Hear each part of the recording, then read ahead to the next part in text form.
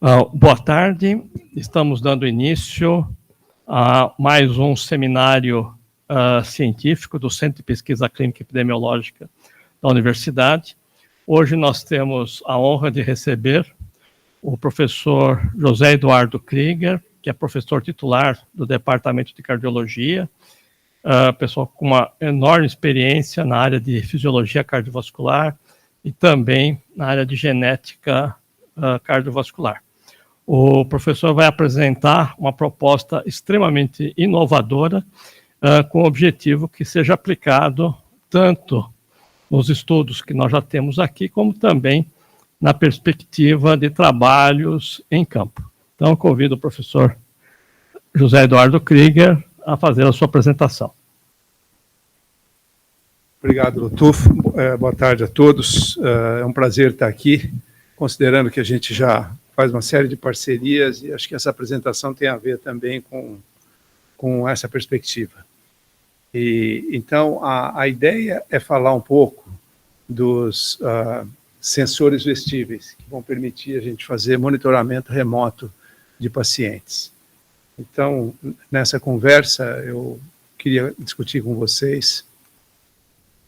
Então, primeiro, o porquê, né, utilizar esse tipo de sensor. Próximo. Eu acho que aqui para essa audiência não é surpresa nenhuma das doenças cardiovasculares, elas representam ainda uma das principais causas de mortalidade no mundo e no Brasil, quer dizer, especialmente no mundo não desenvolvido, porque no mundo desenvolvido o câncer já está chegando lá. E algumas coisas são interessantes. A primeira delas é que nos últimos anos, ou nas últimas décadas, houve uma queda acentuada e, infelizmente, não só a gente parece ter tido um platô, mas às vezes você vê até uma subidinha desse dado, o que é muito ruim. Próximo. E independente disso, próximo, elas ainda representam, mesmo com aquele ganho todo, cerca de 1/3 das mortes, né? São devido às mortes por doença cardiovascular. Próximo. Então, quais são os problemas que a gente identifica com esse tipo de doença, né? Não só as cardiovasculares, mas as chamadas doenças crônico-degenerativas, aí, que representam o grande custo para o sistema de saúde, custo individual e custo para o sistema de saúde. Eu queria discutir com vocês dois problemas que eu acho que hoje merecem ser debatidos. No primeiro, próximo slide, a gente vai ver que o princípio da medicina que a gente utiliza até hoje, e que é o padrão ouro, é que a gente faz uma medicina pela média. E com todas as limitações que isso tem, era o melhor que a gente podia fazer até bem recentemente. Isso começa a mudar a partir de agora. E até os wearables, né, os sensores vestíveis, tem a ver com essa história.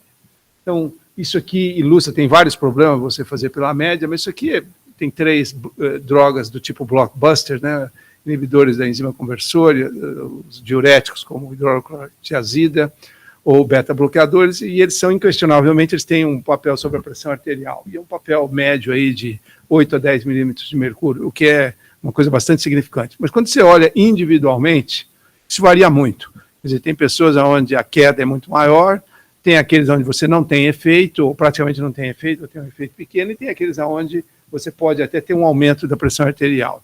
E de acordo com os guidelines, todas as orientações, quer dizer, você, ao longo do tempo, consolidando conhecimentos, né, nem tudo que a gente faz tem um estudo por trás, mas algumas coisas a gente vai adaptando, então, no tratamento, por exemplo, da hipertensão arterial, a gente sabe que, dependendo do paciente que vier, a cor da pele, se ele é obeso, se ele é jovem, e assim por diante, você tem. Mas, fundamentalmente, a gente faz um procedimento de tentativa e erro. Acho que esse que é o ponto principal que eu quero salientar. Com a ideia de que esse paciente, frequentemente, tem a possibilidade de retorno, e você vai fazendo os ajustes, se aquela droga respondeu ou não respondeu, se ele precisa de mais uma droga, precisa trocar a classe de droga e tal. E evidentemente que essa medicina que a gente faz pela média, ela tem sucesso. O problema é que agora a gente começa a ter ferramentas que talvez permitam a gente sair desse modelo e eventualmente resolver partes das limitações. Então esse é um ponto que eu queria que vocês tivessem em mente, que essas movimento de digitalização da medicina, integração com ômicas e assim por diante, talvez permita que a gente comece a ter a possibilidade de sair da medicina pela média e, eventualmente, falar em algo mais individualizado. E no próximo slide, eu acho que é o segundo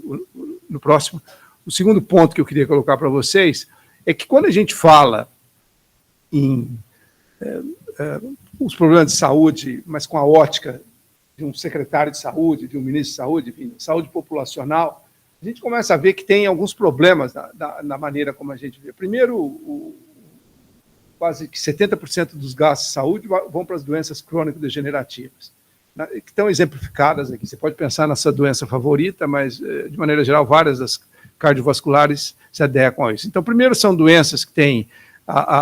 você já nasce com uma genética, digamos que você tem uma suscetibilidade aumentada, e depois, com interações ambientais, ou mesmo genéticas do tipo epigenéticas, que acontecem durante a sua vida toda, você vai ali pela terceira, quarta, quinta década começar a desenvolver, no caso da hipertensão, a doença propriamente dita, e às vezes os sintomas vão até ser de aparecimento mais tardio. Então, esse conjunto de doenças que tem essas características, né, elas são as chamadas doenças crônico-degenerativas, né, as não transmissíveis, e aonde grande parte do custo está alocado.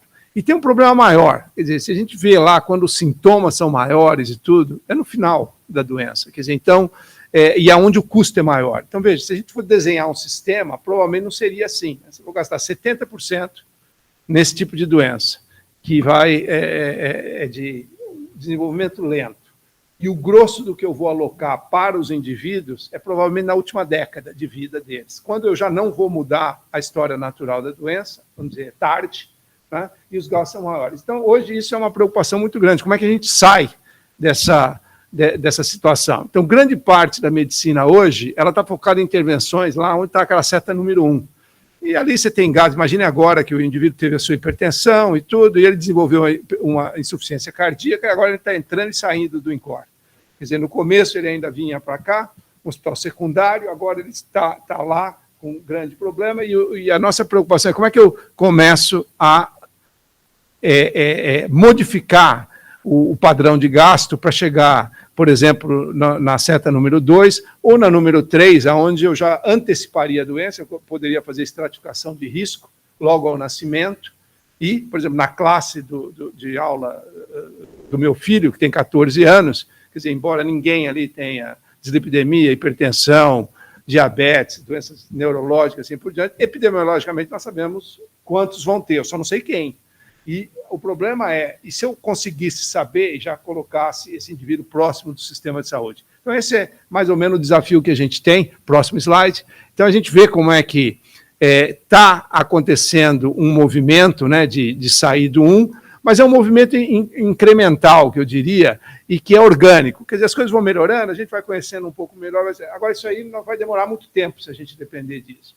Então, imagina-se que algumas dessas novas tecnologias que estão aparecendo podem contribuir para acelerar esse processo. E aí que entra, então, um melhor conhecimento, não só da genética, mas das ômicas como um todo, integração de dados, não só o indivíduo ter dados no ambulatório, ter os dados que o médico dele, de família, eventualmente tem, ou quando ele entra num hospital terciário. Assim, não, isso tudo tem que ser integrado, para que a gente possa começar a falar em jornada de vida de cada um dos indivíduos e ter estratégias para lidar com cada um deles. Então, algumas dessas ferramentas, elas começam a aparecer. Então, esses são os 2 pontos que eu queria colocar para vocês, mas como provocação, e para situar onde que essa ideia dos sensores vestíveis, ela aparece. Então, primeira coisa é que elas permitem monitoramento remoto e contínuo. O que significa isso? Quer dizer, nós todos já sabemos a importância de você ter, por exemplo,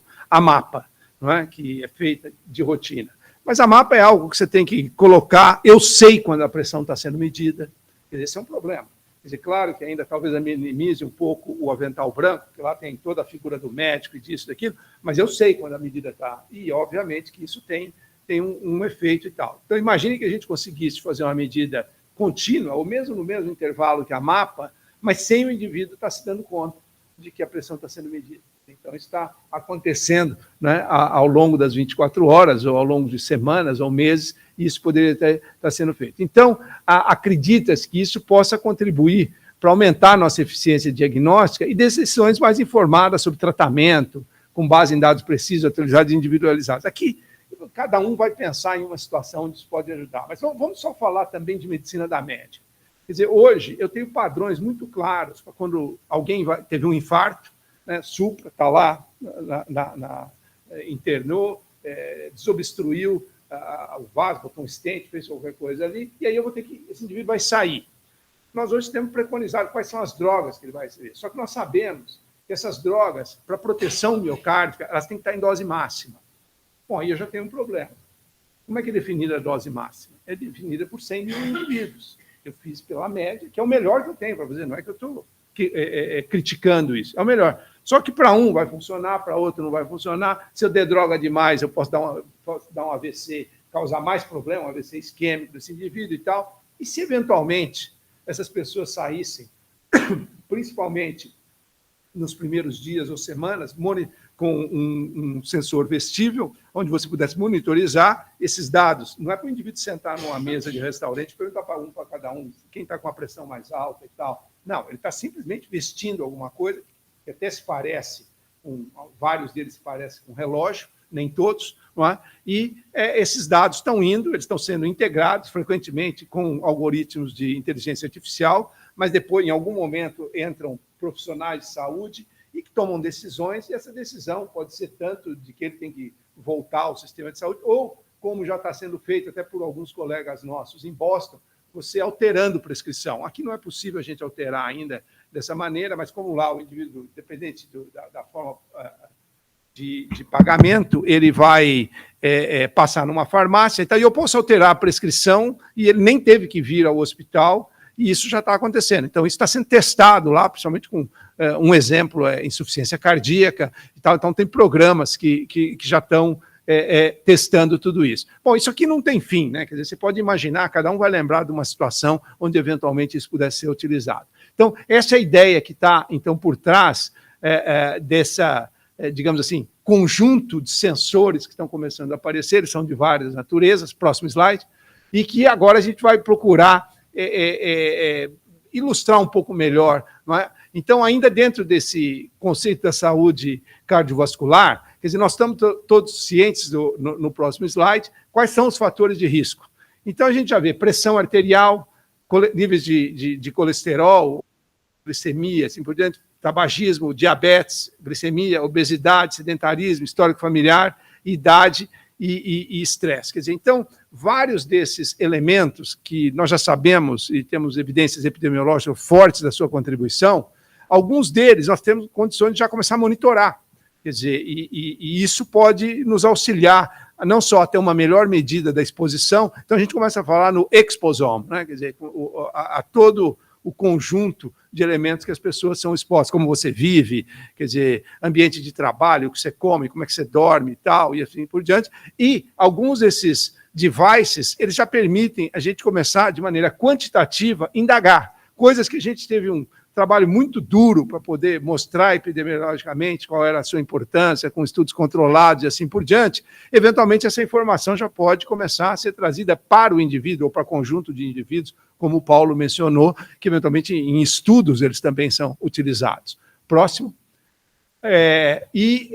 O outro ponto é que começar a utilizar esse tipo de device, ele vai contribuir também para outras medidas que estão sendo feitas, de você começar, então, detecção precoce, né? Quer dizer, além das medidas que a gente já preconiza para os indivíduos terem uma vida saudável, quer dizer, falando só lá nos fatores de risco, né? Não ser sedentário, fazer exercício, comer dietas que sejam balanceadas e assim por diante, mas também você começar a detectar coisas precocemente. E isso é importante. Algumas dessas coisas nós já sabemos, outras, até por conta destas medidas, nós vamos descobrir, porque a ideia é, tendo esse conjunto de dados, nós vamos, eventualmente, identificar biomarcadores que hoje a gente desconhece. Quando eu falo biomarcadores, não só o que você pode dosar no sangue, eventualmente, ou coisa do tipo, mas, eventualmente, até um padrão de como a pressão arterial ou a onda de pulso se comporta num indivíduo, e pode ser que daqui para frente a gente tenha um novo elemento que possa prever esse tipo de coisa. É óbvio que isso só depois que a gente fizer os estudos adequados, mas eu digo, o material para que a gente faça os estudos agora começa a aparecer.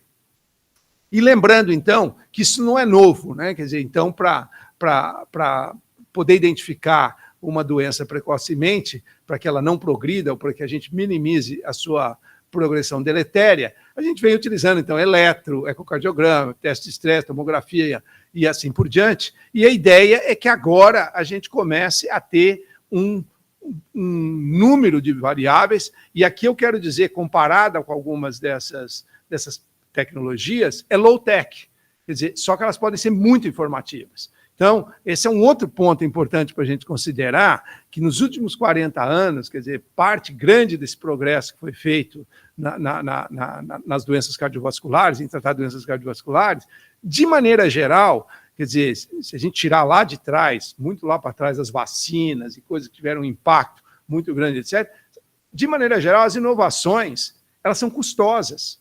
Então, a medicina desafia um pouco a definição de inovação, porque inovação é algo que, eventualmente, você vai fazer o que você não fazia, pelo mesmo preço, ou o que você fazia melhor e por um preço muito mais baixo. Quer dizer, e, frequentemente, na medicina, isso não acontece.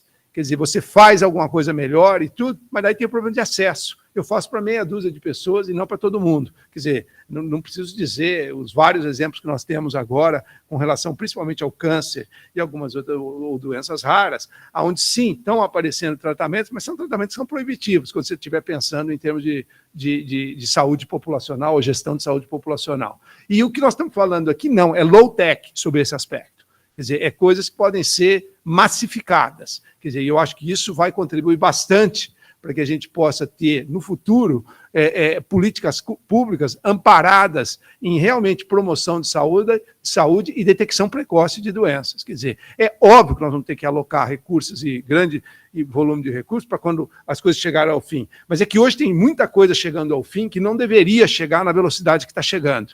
E é esse jogo que eu acho que se torna a oportunidade para ser modificado. Próximo. Bom, então, quais são esses sensores? Tem uma gama muito grande. No próximo slide, nós vamos ver que... no próximo, nós vamos ver, então, que, de maneira geral, o que eu estou mostrando aqui do lado esquerdo, são os diversos biomarcadores que hoje nós estamos avaliando. E conforme eu mencionei para vocês, quando a gente começar a falar de biomarcadores informativos, quer dizer, um só daqueles lá, ou o eletrocardiograma, ou a pressão arterial, ou a frequência cardíaca, eventualmente dará origem a coisas que nós não estamos nem pensando hoje. Quer dizer, a partir daquilo, a gente começa a crescer isso é o que eu posso medir. Agora, como eu vou depois tratar esses dados e que ele pode me ajudar, pode aumentar muito. Bom, então a ideia é que, ao contrário de quando a gente sempre pensa aí no seu Apple Watch ou qualquer outro device que você está imaginando como seu, do indivíduo, aqui nós estamos falando de coisas que fazem parte do sistema de saúde. Quer dizer, então a ideia é que esse dado não está indo para o indivíduo, óbvio, vai voltar para o indivíduo, mas é um dado que está indo para o sistema de saúde. Quer dizer, então, não é algo assim, nós todos vamos ter cada um o seu e ficar olhando o que eu vou fazer, vou mudar. Vai dar um monte de ansiedade se eu fizer isso, todo mundo está preocupado com isso. Aqui não. É algo que vai dar uma forma de você poder monitorar a pessoa e poder, eventualmente, com base nisso, não é? Fazer o que está mais do lado direito, quer dizer, primeiro, analytics, quer dizer, para prevenir doença, ou naqueles casos de deshospitalização que eu mencionei, aí certamente do indivíduo que tem que sair do hospital, não é? Está saindo do hospital e isso pode ser utilizado. Então, essa é a ideia geral, quer dizer, tipos de sensores que nós temos hoje, são vários. Então, e até por conta da pandemia, vários deles até se popularizaram. Então, hoje é possível fazer eletrocardiograma com vestíveis, né? Desde o unipolar, ou coisas, por exemplo, você vai vestir uma camiseta que permite ter mais de uma derivação e assim por diante, oxímetro de pulso, monitor de pressão arterial, sensores de atividade física, sensores de frequência cardíaca, sensores de temperatura corporal. Então, quer dizer, é uma gama bastante grande, bastante ampla que a gente tem. Os que nós estamos falando são esses, aonde você faz o sinal pela fotoplexismografia. Então, para aqueles que não estão muito familiarizados com isso, quer dizer, se você olhar aí no seu Apple Watch ou qualquer coisa, você vai ver que tem uma luzinha sendo emitida. Então, tem uma luzinha sendo emitida e depois tem um sensor que pega a reflexão disso. E a gente pode brincar com várias luzes ali, quer dizer, parece que só tem uma, mas na realidade, os sensores que nós estamos fazendo, eles têm 3 luzes, e cada um serve uma proposta. E o fato é que eles vão começar a dar sinais, que são muito parecidos esse com uma onda de pressão arterial.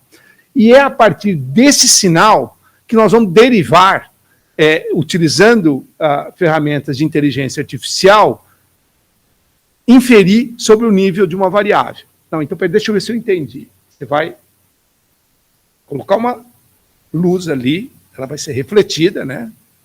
Esse sinal vai ser integrado e depois nós vamos analisar esse sinal e você vai me dizer qual é o nível da pressão arterial? Sim. Frequência cardíaca? Sim. O nível de glicose? Sim. Quer dizer, então, num primeiro momento, isso parece um negócio meio louco, né? Quer dizer, como é que esse negócio funciona mesmo? Então, a ideia é que, por exemplo, o que está ilustrado aqui, nessa onda, dá uma ideia de que, na nossa análise de pressão arterial, nós temos cerca de 130 características dessa curva. E são essas 130 características que vão entrar para o treinamento dos algoritmos. Bom, quando eu vou treinar um algoritmo, eu tenho que ter uma referência. Bom, a minha referência seria, lá nos testes que nós estamos fazendo, nós fazemos medida simultânea. Então, desde de dados que tem em pacientes que estão em UTI, que eu estou medindo diretamente a pressão arterial, eu faço tanto com o device e a pressão direta, ou, por exemplo, como que a gente vai, até para validação, fazer aqui no ELSA. Eventualmente eu vou colocar o sensor, o vestível, e vou colocar uma mapa também no indivíduo. E depois eu vou comparar, porque o padrão ouro é a mapa, então eu vou comparar, e aí eu vou calibrando o negócio. Então é a partir desse tipo de sensor, o vestível que nós estamos desenvolvendo lá no INCOR. Então, começou a ideia de que nós queríamos desenvolver a parte do software, ou seja, a parte analítica, a inteligência artificial que estava relacionada a tudo isso. Bom, quando esse processo começou, então, ficou claro para nós que utilizar um device que a gente podia comprar, que a gente fala off the shelf, da prateleira, não ia dar certo. Mas é isso que nós fizemos. Nós primeiro identificamos na China uns 2 ou 3 fornecedores, e eles tinham que ser fornecedores que nos entregariam os smartwatch ou smartbands, mas que a gente fossem abertos, significando eu podia abrir e colocar o meu software lá dentro e fazer modificações também no sistema que eles têm para que ele atendesse às nossas ideias. Então, não é qualquer um que permite você fazer isso. Mas você encontra. Nós encontramos e começamos a importar alguns desses devices e a utilizar. E aí nós começamos a ver limitações desses devices, da qualidade dos componentes. Ou porque só tinha luz de um comprimento de onda, e nós precisamos mais de um, ou por causa disso ou daquilo. Bom, e aí nós temos uma parceria muito grande com uma empresa chamada Foxconn, que vem, ela é uma grande construtora, uma fabricante, né? Quer dizer, basicamente, todos os iPad, iPhone e provavelmente a maior parte de computadores, desktop, mainframe, tudo é feito por ela. Você pode comprar da Dell, pode comprar não sei quem, tal. Quem faz o computador é a Foxconn. É uma empresa taiwanesa, mas que tem fábrica na China, fábrica no Brasil, fábrica em vários outros locais e assim por diante. E por conta desse projeto da renúncia fiscal na lei da informática, nós começamos a trabalhar com eles. Poderia ser eles que tivessem nos procurado para fazer alguma coisa. Na realidade, eles nos procuraram, mas era para dar, entre aspas, um computador, né, de grande porte. Mas, na realidade, a parceria funcionou bem, porque nós começamos a fazer propostas para eles. Então, todos os projetos que a gente está fazendo são propostas que nós temos e eles aceitaram. Podia ser o contrário, podia ser um híbrido dessas duas coisas. Mas, na realidade, isso está acontecendo. E quando a gente começou a ter esses problemas, aí foi muito importante, porque a parte fabril deles é muito importante e eles podem nos assessorar e têm nos assessorado.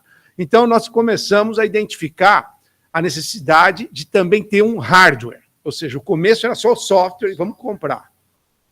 Não é? depois nós vimos que isso ia nos limitar, não só pelas características, mas fundamentalmente pela qualidade dos componentes. E aí nós começamos a trazer componentes de alta qualidade de algumas empresas americanas, não é? Então, e isso vem permitindo que a gente avance muito em ter o clinical grade, digamos assim, nível de detalhes. Porque quando vocês olham esses devices que a gente pode comprar, seja da Samsung, seja da Apple e assim por diante, alguns deles têm lá que eles são FDA approved.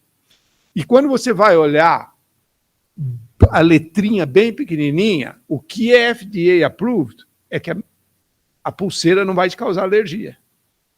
Não é o nível, não é a não maleficência. Obrigado. Só isso. Exatamente. Porque existem padrões internacionais. Se você quiser ter um medidor de pressão arterial, quer dizer, tem que ser menos de 6 a 8 milímetros de mercúrio do padrão, não mais do que isso. Esse algoritmo que nós fizemos aqui, sem levar em consideração a parte do hardware, a diastólica já está lá e a sistólica está um pouquinho acima, só para vocês terem uma ideia. Isso tudo você faz com bases de dados internacionais, para algumas coisas é muito boa, para outras a gente aprendeu que é uma porcaria, tanto é que nós estamos desenvolvendo também base de dados, por exemplo, para eletrocardiograma. Quer dizer, para eletrocardiograma, para fazer alguma coisa que é normal, anormal ou fibrilação arterial, funciona. Se eu quiser subclassificar isso, esquece. Então, nós estamos criando uma base no INCOR agora de 30 mil eletros, que tem um custo bastante alto, porque não basta ser o diagnóstico qualquer um lá dá, tem que ter 2 profissionais que fazem para cada eletro, eles vão laudar, e um terceiro para desempatar. Então, é um negócio bastante custoso para a gente poder ter isso, porque senão você vai fazer um algoritmo que é garbage in, garbage out. Quer dizer, isso é bem conhecido na inteligência artificial. Muito bem, então, a partir desse tipo de análise é que a gente começa a fazer coisas. E isso está caminhando, está evoluindo. Quer dizer, existem alguns, digamos assim, comprimentos de onda que podem ser explorados e que vai permitir a gente ir agora para quase que para a metabolômica. Quer dizer, isso ainda está mais longe, isso aqui já praticamente está indo para o pulso. Esse outro ainda não. Mas para vocês terem uma ideia de como isso está evoluindo, quer dizer, é fantástico. Não é? Então, sim, para a glicemia nós fizemos primeiro com bases de dados internacionais, quer dizer, alguém teve que medir simultaneamente o PPG e teve que ver o nível da glicose. Agora, por exemplo, o que a gente vai fazer? A gente já está funcionando, o nosso está adequado, dentro dos padrões aceitos, agora nós vamos espetar a agulhinha lá do sistema da Abbott e validar o que nós estamos fazendo, para que depois isso possa ser utilizado de maneira rotineira. Então, vocês veem que isso está permitindo a gente sonhar com coisas que até bem pouco tempo atrás parecia... E outra, a primeira vez que você olha assim, essa PPG, né, mas como é que é isso? E do mesmo sinal você vai tirar um monte de coisa? Sim, eu vou... o algoritmo vai ser treinado com base na referência, e cada um vai ser feito. E para cada um deles, eventualmente, aí entra o detalhe de como você vai fazer o uso da inteligência artificial e das tecnologias, metodologias e assim por diante. Quer dizer, como eu falei, no caso da pressão arterial, nós estamos utilizando cerca de 130 características de cada onda, de cada uma daquelas ondas. E assim vai nos outros exemplos. Próximo. Bom, então, esse ali em cima, vocês já estão vendo o que é o diagrama, mais ou menos, é que devia ter uma foto aqui embaixo do nosso protótipo, que já está pronto, ele já está em teste aqui, não é? E ele basicamente utiliza alguns componentes que nós identificamos nos Estados Unidos, com uma performance muito boa, quer dizer, e segue essa linha, né? Quer dizer, tem primeiro o PPG, o raw data tem que ser filtrado, depois você chega na parte do algoritmo, onde as características vão ser levadas em consideração, até que você tem finalmente não só o valor, e depois a plataforma, né? Então tem que ser criada uma plataforma, tudo isso foi criado, e principalmente uma plataforma que permite o dado sair do relógio e ir para a rede. Bom, evidentemente que aí você já tem um outro problema, né? Tem a LGPD, o dado do indivíduo está circulando, então tem que ter blockchain na saída e na chegada. Então tudo isso foi previsto, é parte do projeto e está contemplado nesse projeto que nós estamos desenvolvendo. Próximo. Então, esse seria, digamos assim, o final da história, onde você vai ter, eventualmente, esses devices, que vão ter que ter aprovação das agências regulatórias, aqui no Brasil, a Anvisa, Estados Unidos, a FDA, a Europeia, e assim por diante. Próximo. Bom, então, os benefícios da utilização desses monitores, né, para ilustrar alguma coisa. A primeira é a possibilidade de você fazer o monitoramento contínuo, né? Quer dizer, então, isso aqui, especialmente nas doenças cardiovasculares, acaba sendo uma coisa muito importante. Fácil de usar. Então, eles são leves, compactos, né? Pensa na mapa, que é uma coisa fantástica, mas é aquele negócio que está pendurado aqui, você sabe que aquilo tem. Imagina, até se você estiver pensando para fazer a investigação da apneia do sono, né? A tralha, então, é pior ainda, né? Quer dizer, isso quando você não tem que ir em algum lugar. Às vezes a tralha vem até sua casa, mas frequentemente você vai ter que ir em algum lugar. Acessibilidade, isso acho que é uma coisa bastante importante, né? Quer dizer, é uma opção mais acessível e para massificação. Então, isso é que eu digo que é um exemplo de tecnologias que eventualmente venham, sejam transformadoras e para todo mundo, não é para meia dúzia. Quer dizer, ela vai ser para uso amplo, né? E monitoramento remoto, quer dizer, já complementa o primeiro item, que é o contínuo, né? É fantástico, desde que você estiver pensando em antecipação de doença, estratificação de risco, ou até mesmo, como eu falei, quando você precisa ter uma titulação de droga mais específica para um indivíduo e que você não pode brincar, seja um paciente com insuficiência cardíaca, seja um paciente pós-infarto. O pós-infarto eu sempre gosto, porque é ali que a gente já tem evidência que a proteção é quando você tem dose máxima. Agora, como é que você vai dar dose máxima? Você não sabe se ela baixar a pressão e o indivíduo sai do infarto e tem um AVC, um AVC isquêmico, ou tem um outro infarto, porque você reduziu muito a cabeça do nível da pressão arterial. Então, são questões importantes e a gente nós todos estamos... A maneira como nós encontramos de nos precaver para isso é usar a média. Quer dizer, e é o melhor que a gente podia fazer mesmo. Só que hoje talvez tenha uma forma de a gente começar a individualizar. E, evidentemente, que existem malefícios, limitações.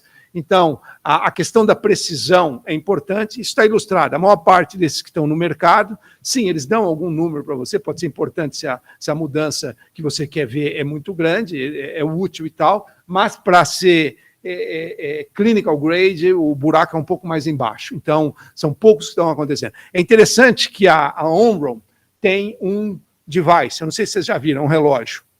Alguém já viu ou não? Mas, na realidade, ele infla.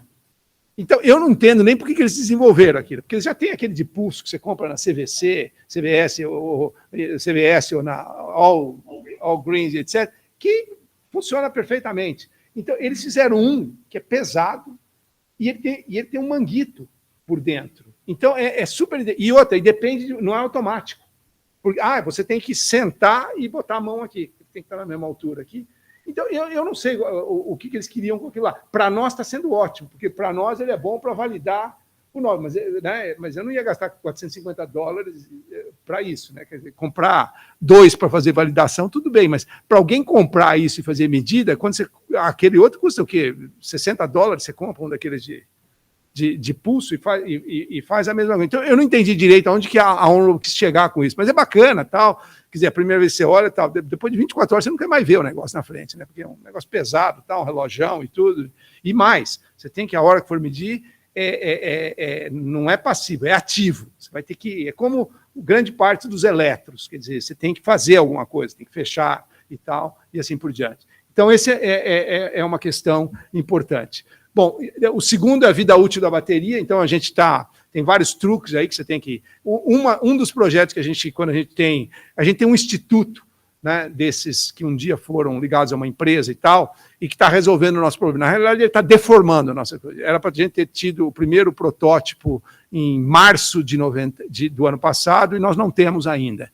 E eles receberam tudo detalhado, a única coisa que eles precisavam fazer era encapsular aquilo, né, o que nós demos, aumentar o tamanho da bateria, então tem que ser isso, e mais nada.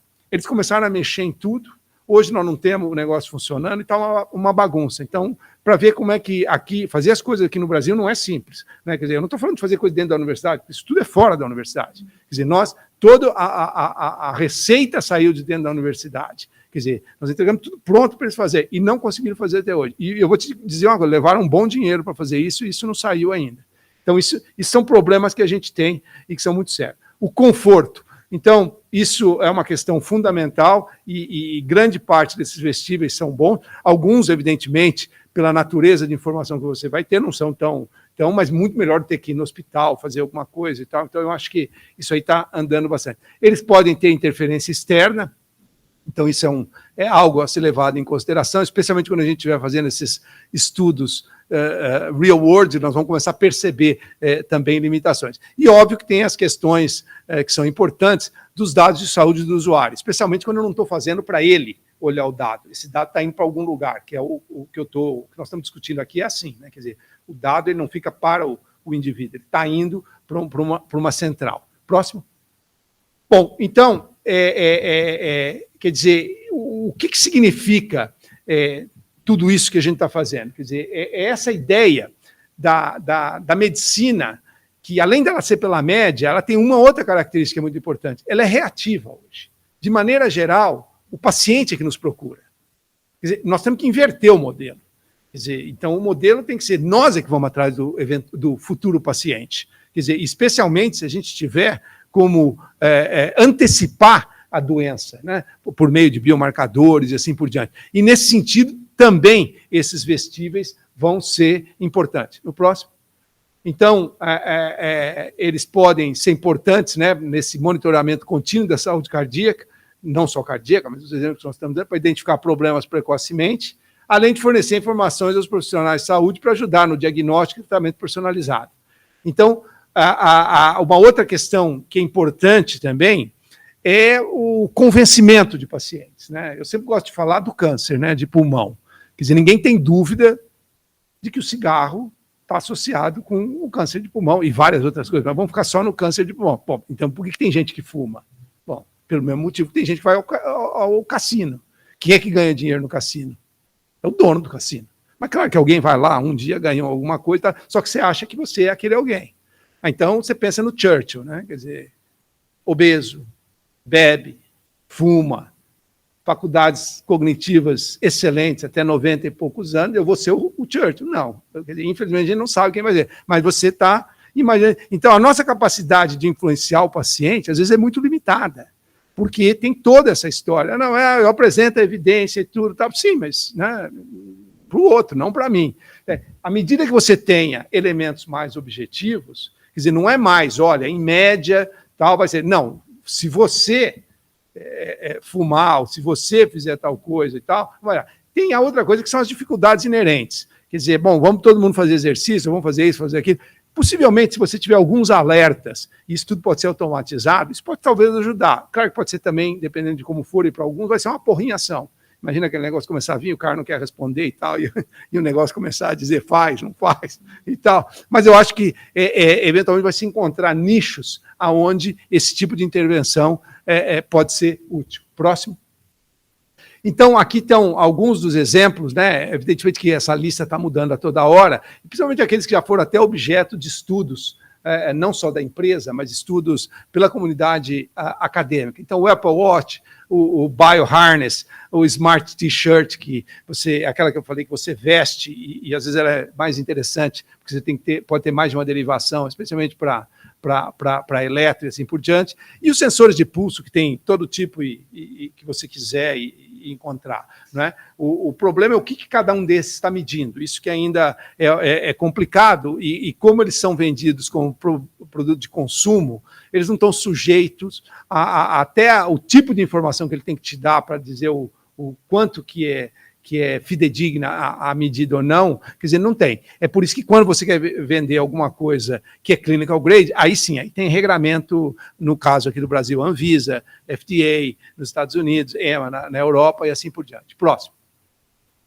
Então, possibilidades futuras. Eu acho que isso é que a gente tem que, daqui a pouco, começar a parar para pensar, porque aqui é que cada um vai ter uma ideia, por causa da sua experiência e tudo, e dificuldades que você tem, começar a imaginar. Mas, evidentemente, que a monitorização remota, tanto se você estiver pensando em estratificação de risco, ou naqueles exemplos que eu falei, de você poder otimizar terapêutica individualmente, isso pode ser muito importante. Quer dizer, então, mesmo agora, imagina você está fazendo um ensaio clínico, né, uma farmacêutica está fazendo. Pode ser que ela possa fazer de uma maneira mais barata e com menor número de pessoas, porque você está monitorando muito mais coisas de maneira precisa. Na medida em que você não faz isso, você tem que fazer um número muito grande. Então, mesmo para a indústria farmacêutica, quer dizer, esse tipo de elemento, da mesma maneira como a estratificação genética está ajudando, eu acho que isso vai poder contribuir também. Né? Então, monitorização remota, a questão da prevenção das doenças, que a gente mencionou, personalização do tratamento, especialmente em alguma dessas situações agudas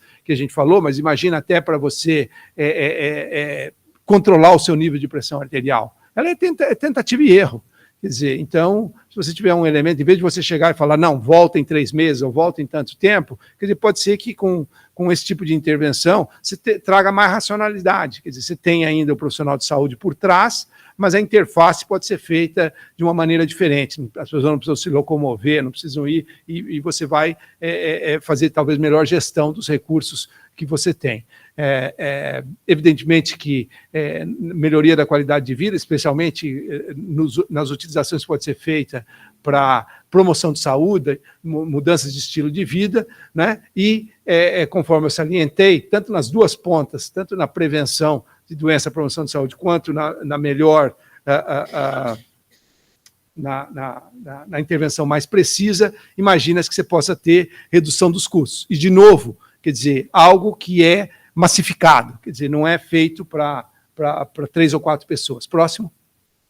Então, com isso, eu procurei dar uma visão assim rápida e ampla do que são esses sensores vestíveis, o que nós estamos fazendo lá no INCOR, quer dizer, aonde a gente está trabalhando e como a gente vai utilizar esses sensores que a gente está desenvolvendo, e algumas das coisas que, eventualmente, eles podem impactar a saúde com essas travas que ela tem. E eu quero, então, terminar, né, enfatizando isso com 3 slides. Então, a ideia de que essa convergência da digitalização da medicina, com integração de ômicas e medição de precisão, quer dizer, a gente vai poder começar, talvez, a olhar para a população, e não para subgrupos de pacientes. Quer dizer, você pode poder... Então, a questão fundamental à medida que a gente tem esses dados, quer dizer, como que nós vamos entender melhor do que é saúde e doença, né? Então, e ao longo do tempo,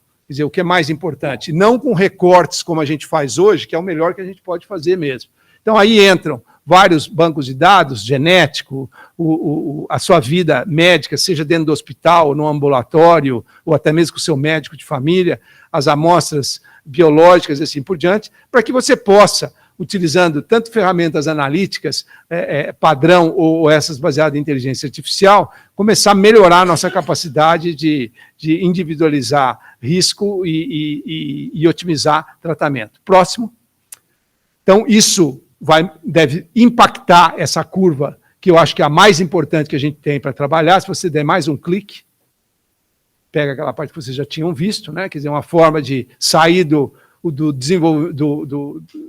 da melhora incremental que já está ocorrendo, mas eventualmente para a gente dar saltos maiores, e finalmente começar a pensar, no último slide, como é que vai ser esse ecossistema, né? Então, como é que a gente pode, na base dessa pirâmide, começar a pensar tanto em saúde populacional, ou ambulatorial, ou de pacientes internados, como é que esse conjunto de biomarcadores, e aqui biomarcadores é tudo, né? Imagem, coisa que eu posso medir, coisa que está nesse sensor e assim por diante, como é que eu vou começar a integrar tudo isso, né? Com os dados ainda de monitorização remota, né? Pensando que você tem as questões de segurança de dados, etc., e que estão sendo resolvidas, principalmente com técnicas de blockchain e assim por diante, e para que você chegue, então, nessa posição de ter Health Analytics, né? Quer dizer, então, como é que você agora, seja para uma gestão de população geral, ou para subgrupos de pacientes, como deshospitalização mais precoce, mais dentro, cuidado, você vai poder sair um pouco da média e entrar para casos específicos, que eu acho que é o nosso objetivo. E, finalmente, só agradecer a várias pessoas que estão trabalhando nesses projetos, tanto lá no nosso laboratório, quanto no do Marco Antônio Gutierrez, que é o chefe da TI do INCOR. Ele é um engenheiro elétrico, então, obviamente, ele é fundamental, não só nessas questões de desenvolvimento, mas nas outras questões que a gente tem de inteligência artificial. E eu estou à disposição para perguntas, se houver. Zeca, foi realmente... Você está trazendo uma coisa nova aqui, né? A gente sabe que isso está ocorrendo.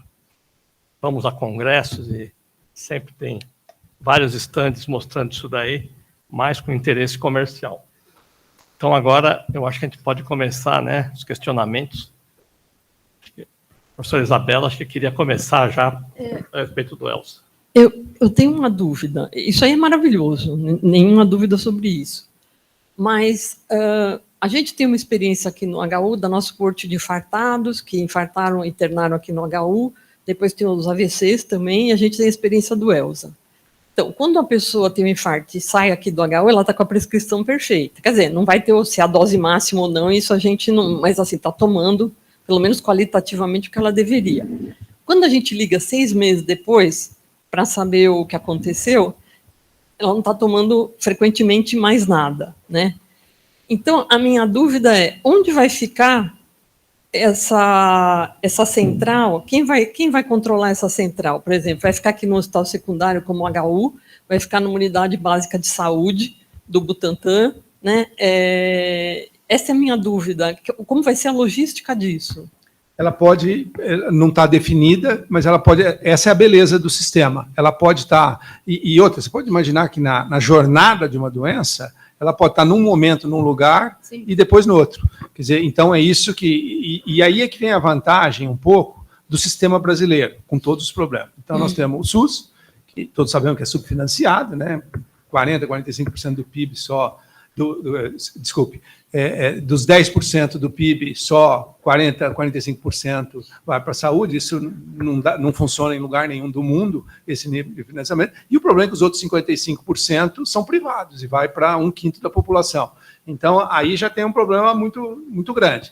Bom, mas você imaginando que isso aqui pode ser feito no Brasil e não pode ser feito nos Estados Unidos. Claro, nos Estados Unidos, hoje, eles têm vários modelos de sucesso, públicos e privados, só que nada é integrado. Então, aonde, por exemplo, para dar um exemplo, a Kaiser Permanente está, talvez funcione. Sim. Porque ela hoje é que tem os melhores bancos de dados e tudo. E outra, como ela verticalizou, a última coisa que ela não quer, por questões, inclusive financeiras, é que você vá para o hospital. Então, ela tenta fazer todo o sistema, isso aqui... Quer dizer, há uma convergência. Ela por causa do lucro e nós por causa dos finalmente, que é a qualidade de vida, estamos querendo a mesma coisa. O que é ótimo, quando você encontra os objetivos de uma empresa e objetivos científicos se encontram, né? Mesmo que por motivos diferentes. Então, eu não imagino que, por exemplo, aqui no Brasil, nós poderíamos testar vários modelos. Então, por exemplo, um indivíduo, eu diria, eu sempre acho que um dos hubs tem que ser, quando eu estou falando de doença crônica cardiovascular, tem que ser a secundária. E não vou nem dizer o HU, tem que ser um sistema de ambulatório regionalizado secundário. Para mim, isso não existe, não está no SUS. Quer dizer, as AMEs que o Serra sempre... Toda vez que eu levanto isso, não, mas o Serra fez as AMEs. A AME é subida com um ecocardiograma e sei o quê. Não, ela auxilia a subir, vamos dizer assim. Mas o fundamental era a descida. Porque sim, o indivíduo chega no INCOR ou chega na HU, quer dizer, mesmo que eles tenham missões diferentes, ele tem que sair de lá. E, às vezes, ele não tem que ir para a primária, ele não tem para onde ir. Exatamente. E não é ficar no HU. Não, então o HU é secundário. Não é no HU, o HU é um hospital. E, às vezes, também não é atenção primária. Mas claro que não é. Eu não posso botar uma arritmia lá, uma dislipidemia complexa, um diabetes sim, e tal. Mas também não é no INCOR. E está ficando no INCOR. Quer dizer, então, isso é uma das coisas que eu não sei o que precisa. Quer dizer, todos nós temos colegas que estão em governo. Eu não consigo entender isso. Até porque é mais barato se você sim, fizer tudo isso. O que você gasta aí. Então, por exemplo, eu acho que, no caso cardiovascular, o primeiro hub ficaria na secundária, que não é aqui também, né? Na secundária. Bom, agora, esse indivíduo foi para o INCOR, ou para cá. Né? Vamos dizer, ele teve lá, ou veio para cá e depois ainda foi para o INCOR. Ela passa temporariamente para lá, porque isso tudo é interligado. Então, por exemplo, se eu tiver que fazer uma alta mais rápida e tudo como a gente quer, e dando drogas e tal, quer dizer, ele estaria naquele, porque a expertise provavelmente está ali, naquela equipe. Mas tão logo padronizou, passou 1 mês, 2 meses, ele volta para o mesmo hub que ele estava antes. Quer dizer, os dados são interligados, então ninguém precisa levar dado ou file, nada, quer dizer. Então, essa é a beleza do sistema. Ele atende, e vão ter exemplos. Por exemplo, esse que é o problema quando você faz algo que faz toda a lógica para 98% dos casos. Mas vão ter 2% que não faz. Por exemplo, como é que eu faço medicina de precisão dentro do INCOR? Eu estou só dando voltas, mas para tentar ilustrar para vocês. Não tem como, se eu não tiver os puxadinhos, até para mostrar para o SUS, para o Ministério, que vai ter que mudar. Por quê? Porque a grande sacada da medicina de precisão em genética, em doenças, cardiomiopatias, dislipidemias e arritmias, é que eu encontro um marcador molecular para uma família. Imediatamente, eu tenho que ir nos familiares. Como que eu boto familiar dentro do INCOR? Não põe. Não está previsto. Não, então ele entra porque só tem 2 entradas no INCOR, ou a emergência ou a cross via o SPA. Né? Quer dizer, não tem. Então nós temos que criar um puxadinho. E outra, daí eu coordeno um projeto que tem hospitais privados e públicos no Brasil inteiro. Mas, Krieger, como é que eu vou fazer? O cara de Porto Alegre me liga e diz, eu não tenho como fazer. Eu falei assim, nós também não.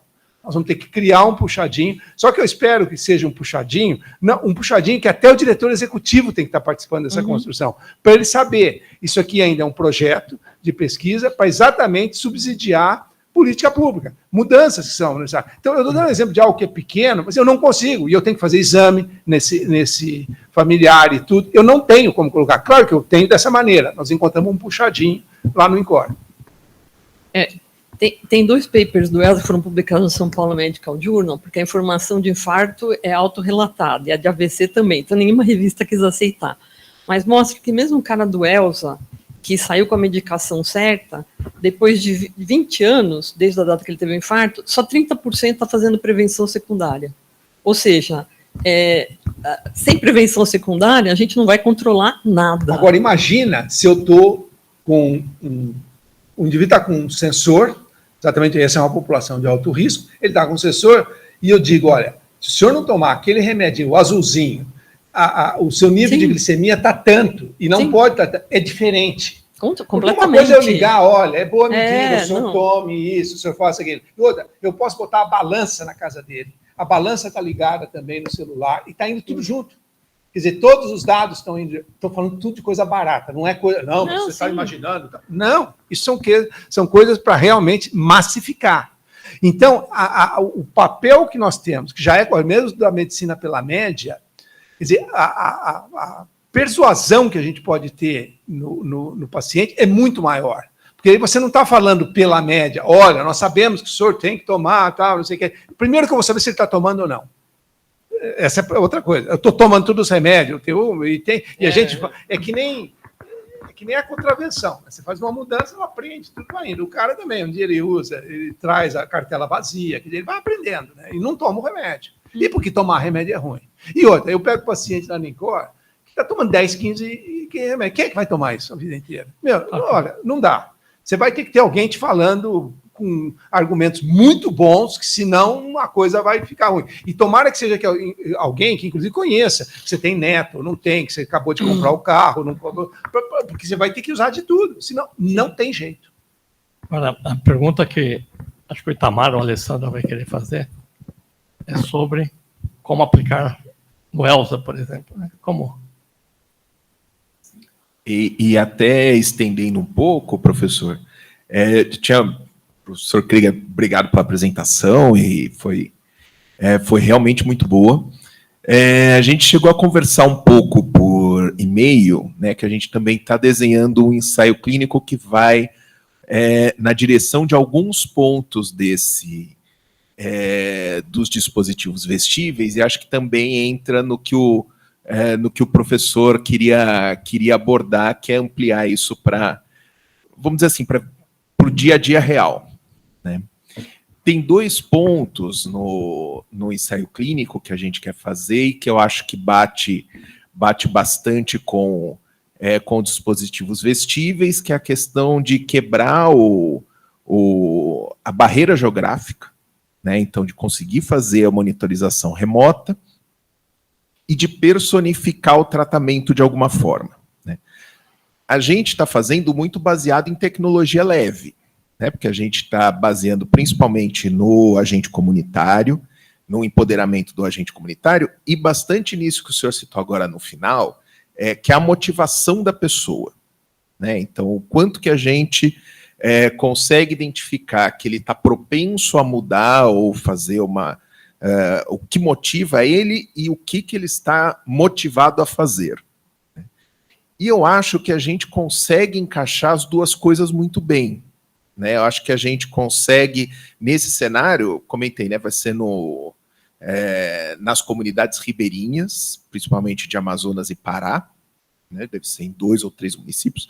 Thaís está aqui também, está participando do grupo com a gente. A Thaís é médica de família e o mestrado dela foi justamente treinando os agentes comunitários a melhorar o autocuidado de pacientes diabéticos na atenção primária. Mas eu acho que o grande pulo do gato é a gente conseguir mesmo acoplar essas 2 coisas, né? A tecnologia leve e a tecnologia mais dura, e ver qual que é o papel de cada uma ali, e em especial uma coisa que eu acho que é bastante crítico no estabelecimento de prioridades, né? Então, uma vez que a gente consegue detectar muita coisa para todo mundo, como que a gente integra tudo isso para estabelecer prioridades para o indivíduo? Concordo com a questão do sistema de saúde, existe toda uma lógica e que realmente é importante a gente buscar quem o sistema não procura, mas, por outro lado, como dar essa perspectiva de prioridades para o indivíduo, né? E aí eu acho que nessas amostras menos selecionadas, então o ELS, ou mesmo uma amostra mais de base geográfica, é uma coisa que a gente também precisa pesar, né? Acho que eram esses os comentários. Então, eu acho que os pontos que você está colocando são super importantes e não estão definidos ainda. O fato é que agora que a gente tem, a tecnologia está praticamente pronta para ser utilizada, vai abrir. Quer dizer, algumas coisas que a gente acha que ia ser bom para isso não vai ser, e outras que nós não estamos nem sonhando vão aparecer. Eu acho que o fundamental é que se abre uma perspectiva que a gente não tinha. E é uma perspectiva com bases bem racionais de custo. Porque eu acho que às vezes tem coisa que é muito boa, mas não vai dar para fazer. Essa vai. Essa eu acho que é possível, ela massificar, e para daí a gente torturar o sistema e descobrir onde que ele vai ser bom, onde ele vai ser ruim, no que ele pode contribuir ou não pode, né? Por quanto tempo que nós vamos colocar e assim por diante. Esses dispositivos, professor, eles gravam a informação por um determinado tempo, por quanto tempo ele fica, e precisa de acesso contínuo à internet para... Então, essas coisas são variáveis. Como é que a gente quer que isso aconteça? Talvez, não sei se lá no Ribeirinho vai dar certo. Normalmente, você pode ou assumir que cada um de nós tem um celular, o que não está muito fora, porque nós temos um número muito maior do que de habitantes tem celular, mas enquanto nós estamos fazendo estudo, nós vamos dar um celular junto.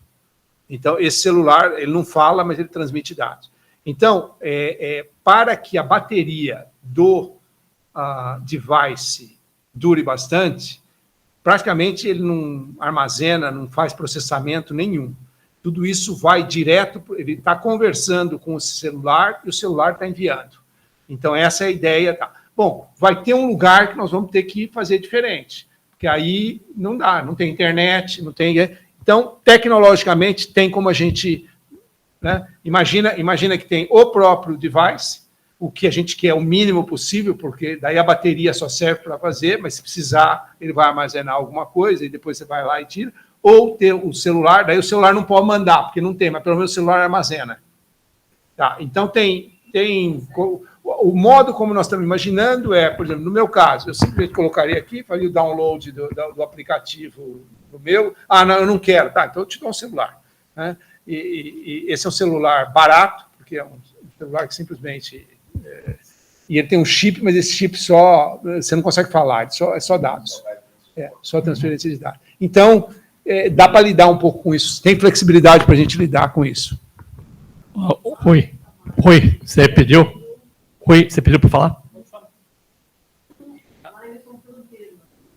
Isso. Parece que o Musk está querendo outras coisas também, mas enfim, tem várias coisas em jogo aí. Se bem que tem que colocar uma antena, não, mesmo o Musk. Bom, obrigado pela apresentação, muito boa. Eu queria perguntar se faz o caminho contrário também. Então, você está monitorando vários pacientes. Você vê um que parece estar tendo um supra de ST, ou algum tipo de disritmia, ou um estado de uma glicemia muito alta. A equipe contacta o paciente também, fala, olha, corre para um centro de saúde, sem dúvida. Tem alguma coisa. Sem dúvida. E pode ser via device ou via... Então ele apita, se ela tem uma glicemia muito alta, sem dúvida. Ele apita. Quer dizer, lembra, tem que imaginar isso um conjunto de coisas. Quer dizer, tem coisas que é simplesmente inteligência artificial, automatizado e tal, detectando coisas. Agora, decisões mesmo, médicas, é por profissionais. São por profissionais. Quer dizer, o que você está facilitando é a vida do profissional, né? Quer dizer, você não está substituindo o profissional. Ou um profissional conseguir uma equipe conseguir dar conta de um número, porque o ideal é que você tenha isso 24/7, né? E tocando, né? Então, para isso, precisa ser um negócio racional. Então, tem muita analítica embarcada com algoritmos de inteligência artificial, mas depois tem um ponto que entra gente mesmo e tomada de decisão. Pode ser que seja tomada de decisão ou automática completamente, ou que o homem dispare e vai pelo relógio, ou quando precisa mesmo uma ligação para o indivíduo. Quer dizer, imaginar que isso é uma coisa que tem que ter integrada no sistema de saúde. Quer dizer, hoje, o que é? Você está doente, você vai ao médico. Tal. Então, imagina, só os custos envolvidos em tudo isso, se você começar a remover, você vai imaginar que isso aqui, do ponto de custo e efetividade, é muito maior. Essa é a ideia, né? Quer dizer, que você teria alguma coisa desse tipo. Agora, lembra, você está fazendo um estudo, você pode estar fazendo um estudo, por exemplo, nesse do infarto, para dar certo, primeiro, todo mundo vai ter, no meu ponto de vista, não me julguem agora, pensem um pouquinho depois, que nós já pensamos. Mas então, vai todo mundo sair com a pulseira. Só que uma eu vou estar medindo online e outra não.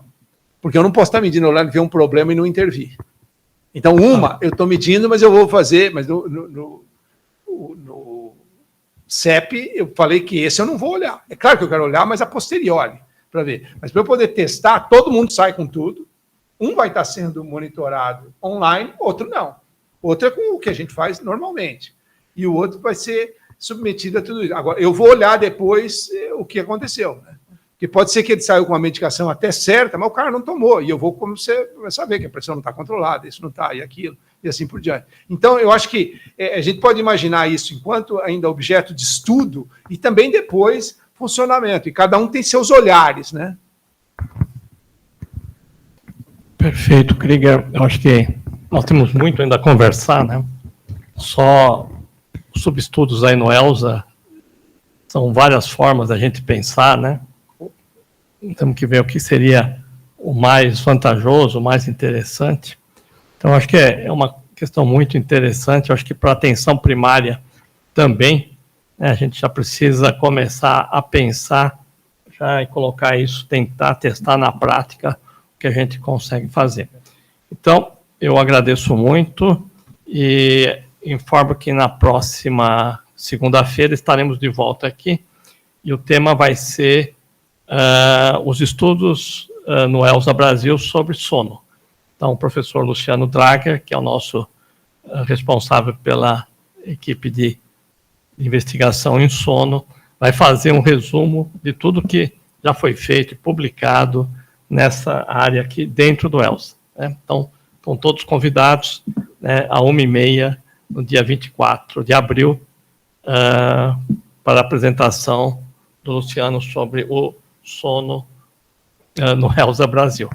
Zeca, acredito que nós vamos ter outras reuniões para discutir já projetos específicos de pesquisa né, com os equipamentos vestíveis. Tá bom? Muito obrigado.